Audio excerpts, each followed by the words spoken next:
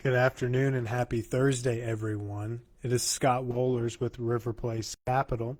It is Thursday, October the 30th, and want to take just a brief minute to discuss what markets did last week, as it was another positive week in equity markets as the bull market just continues to power on as we hit all-time highs again this week on the Dow, the S&P, and the NASDAQ, all three indexes. But the S&P 500 last week was up 1.92% on the week. The mid-cap index was up a little bit higher, up 2.32%. And the small cap index was again up that 3%, the winners on the week, and that was because interest rates were falling ahead of this week's Fed meeting, allowing those smaller equities, as we've talked about, as rates come down, their earnings come up because they are more dependent on bank lending, and those Fed funds rates, as those come down, their borrowing costs come down as well, their interest expense comes down. And so you've seen a lot of exuberance in the equity markets. You have President Trump meeting with President Xi as of this morning, and maybe some of those tensions between us and the Chinese are starting to calm down and they're not as intense. And so you're seeing some positive catalysts that are keeping this bull market going, and I was wondering, is there anything going to slow it down? Well, we had the Federal Reserve Bank meet yesterday, and they, of course, did cut the 25 basis points, or 1/4%, or 0.25%, for the month of October in their meeting. But in his commentary yesterday, Fed Chair Jay Powell was asked about cutting rates in December, and he said that is not at all a foregone conclusion. As a matter of fact, it's very up in the air. And that really sent markets very cautionary. You saw a drop whilst the Dow did finish the day somewhat positive yesterday. The NASDAQ and the S&P were a little bit negative on the day as they finished it, but we were up a little bit higher heading into those comments. And what that did is that sent rates higher on the long end. The 10-year Treasury moved higher and allowed a little more volatility into the marketplace. And then last night we got earnings from Meta.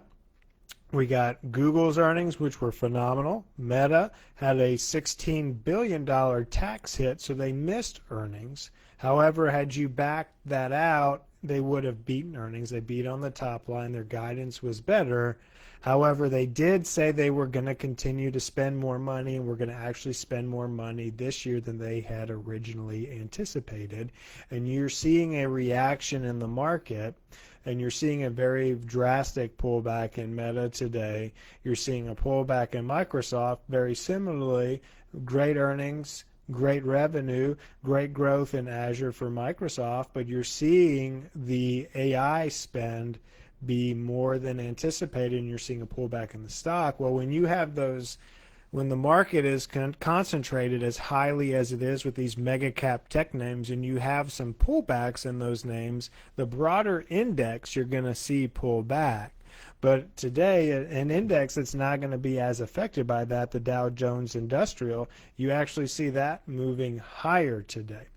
So that is the kind of dynamic that you're going to see moving forward potentially as we're going through these earnings season, is what is the spend going to be? And investors are now saying, if you're spending more than you've already said, are you actually going to see a return on that dollar?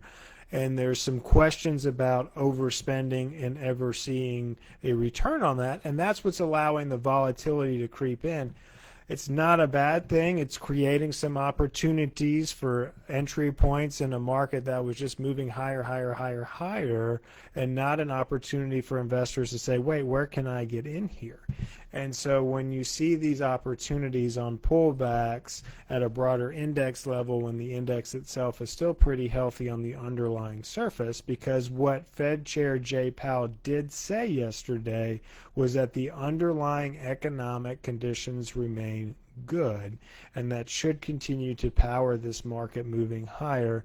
Now, we are starting to see announcements of white collar jobs and more jobs being cut due to the advent of AI. So it's going to be important that we pay attention to this moving forward. But the The chairman, Jay Powell, did point to how strong, surprisingly, the consumer has remained this year and how resilient the consumer is in the U.S. So as always, if you have questions about how to navigate this market or what you see, how to finish the year out, we'd love the opportunity to strategize with you on how to finish this year out. As always, you can call us at any time at 904-346-3460, or as always, check us out online at www.riverplacecapital.com.